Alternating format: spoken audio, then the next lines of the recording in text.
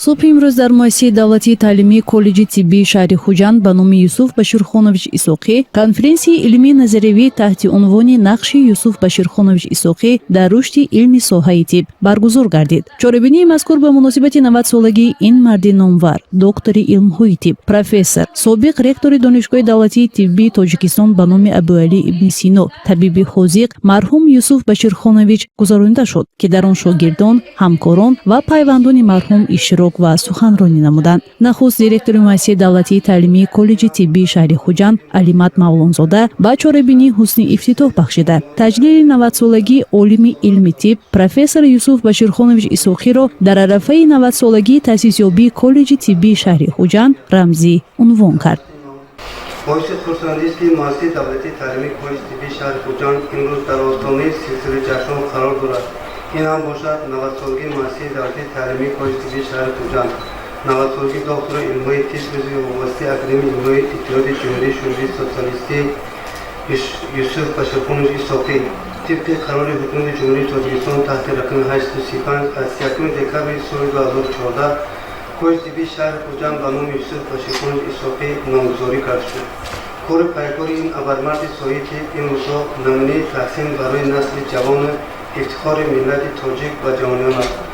در نوبت خویش دکتر علم‌های طب پروفسور قادری توفیقخان رفیقزاده برآمد کرده سهم شادروان یوسف بشیرخانویچ اسحاقی را در رشد علم تاجیک بی‌نظیر ارزیابی کرد. شخصی که من با دکتر زیاده از 25 سال یک جای همکاری نزدیک کرده پهلو به پهلو بودم.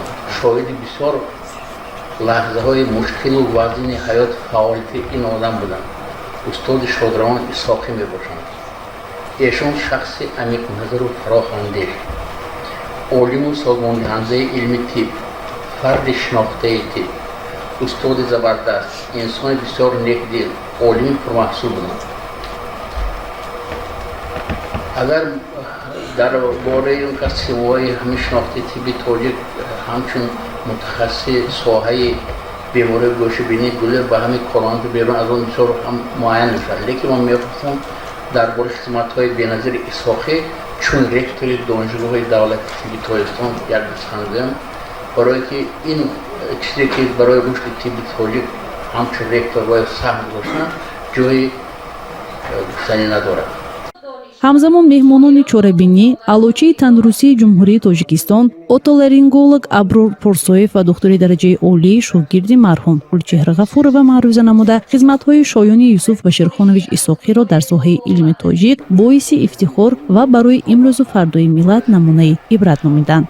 از روی نتیجه تحقیقات سمت‌های گوناگون بازیگری و مسئولیت‌شناسی اعضاهای گوشگله و بینی زیر سرور این عالمی بزرگ زیاده از 50 کارهای علمی نشر گردیدند. در نتیجه جنبست این کارها یک کتاب بازیگری در اوتولارینگولوژی، این کتاب حقیقتا هم یکمین کتاب در ساحه اوتولارینگولوژی اساسی چاپ شده و 7 رساله نامزدی نمایش کرده شدند. Он никогда не делил людей на профессора, студента или там рабочего. Для него все были одинаковые. Каждому, с кем он встречался, он старался чем-то помочь в его работе, в его деятельности, научить чему-то, преподнести какой-то урок, чтобы в его дальнейшей жизни это помогло. قید گردید که یوسف بشیرخانویچ اسحاقی 21 ایول سال 1932 در شهر خوجند تولد شده است. سالهای 1949 1954 در دانشکده طبی تاجیکستان و سال 1964 تا سال 1968 در دکترانتور این دانشکده و انستیتوت تحقیقاتی گوش و گلو و بینی مسکو تحصیل کرده است. فعالیت علمی پداگوژی خود را مرحوم سال 1954 در دانشگاه دولتی طبی تاجیکستان به نام ابوعلی ابن سینا آغاز کرده. از وظیفه اردیناتور کلینیکی تا مقام رکتور دانشگاه دولتی طبی تاجیکستان رسیده است. دوام فعالیت بیش از 40 ساله خویش او صدها نفر شاگردان را تربیت نموده، همچون طبیب حاذق و جانفدای کسب و کار خویش از خود درک داده است. همین دوره استودنتی دانشجویی کار علمی کردی مشغول می شدن. همین کار علمی اینا من بسیارتر باخبر از آن جمله که یکمین اختراع اینا نامش کپلی اسحاقی بود. ضد زکام همین اختراع کرده بودن داروی بینی چکولین زکام نیز میشد. این یکم اختراع حالی نمیدونم 25 یا 26 سال بودنده. بغیر از این آینده یک گرزه تاکسین گفتنی یک دارو تیار کردن. یعنی این دارو از زهر مار افریقی سینا سالهای دراز آرزو میکرد که همین اختراع کنم گفته. سینا اختراع کرده نتونسته چیزه این کسی اختراع کردن. تخمینا اونا سالی 64 تا سال 68 در مسکو در دکترانتور تحصیل کردن. کتابی نو باز نوشتن روسش بود کیستی ویخن دخاتین پوتی و هم اختراعی جهانی بود اینم اختراعی جهانی بود. ҷоизи қайд аст ки маҳз хизматҳои шоёни шодравони Юсуф Баширхонович Исоқиро роҳбари давлату ҳукумат ба инобат гирифта, тибқи қарори ҳукумати ҷумҳурии Тоҷикистон аз 30 декабри соли 2014 коллеҷи тиббии шаҳри Хуҷанд ба номи Юсуф Баширхонович Исоқӣ номгузорӣ карда шуд. зеро кору пайкори анҷомдодаи ин олими барҷастаи илми тиб тоҷиконро ба ҷаҳониён муаррифӣ сохтааст ва набираҳояш имрӯз аз ин дастоварди бобоӣ меболанду ифтихор аз он мекунанд ки пайванди чунин марди наҷиб ҳастанд. атаҷони меҳрибонам ду фарзанд доранд, як духтар ва як писар. онҳо низ касби он касро давом дода истодаанд. ман имрӯз хушбахтона аз он аст ки меҳмони конфронси мо мебошанд ва ҷиҳанҳои ман давомдиҳандаи кору пайкори он кас ҳастанд. фахр мекунам дар чунин авлод таваллуд шудам, ба воя расидам.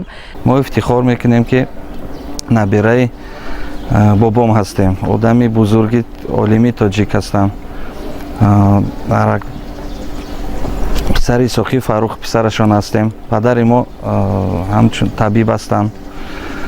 гапи ростша писарамро ба номи бобо мондем, номашро Юсуфхон, ва дар оянда умедвор ҳастем ки писари мо касби бобоашонро ба даст гиранд. Юсуф Баширхонович Исоқӣ аз соли 1960 то соли 1964 дар баробари омӯзгори Донишгоҳи давлатии тиббии Тоҷикистон буданд, дар вазифаи сардухтури беморхонаи ҷумҳуривии шаҳри Тошканд низ кору фаъолият намудааст ва ба гуфти хоҳари марҳум Назирахон Исоқӣ таҷрибаи истифода бурдани заҳри мори афъӣ ки барои қатъ кардани хунравӣ ҳангоми ҷарроҳии баъзе бемориҳои гӯшу гулӯи бинӣ аз ҷониби бародараш кашф шудааст, то ҳол дар беморхонаҳои ин кишвар васеъ корбарӣ мешаванд. مها اکن خوشبخت کارهای ویای فرزندانشان دوام داده ایستاده است. فرو خانما و هم دکتر کاری دادشه پسری اکم کاری دادشه دوام داده ایستاده است. این هم خیرورگ همه اینستیتوت به همه اینستیتوت دادش به کار کاری ایستاده است.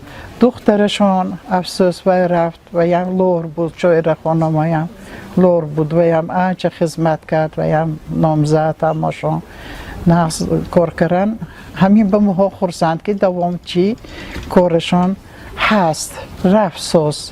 من ما باور میکنیم که من با نیوره ها و هم این میراث میماند اکن. Юсуф Баширхонович Исоқӣ соли 1996 ҳангоми ифои вазифа аз ҷониби қотилони хунхор ба қатл расонида шуд. аммо дар ин муддати кӯтоҳ ӯ тавонист бо кору хизматҳои хеш номи худро давоми 100 солаҳо зинда нигоҳ дорад. гузориши Фарзона Ҳодибоева, Валиҷон Дӯстматов, Азия.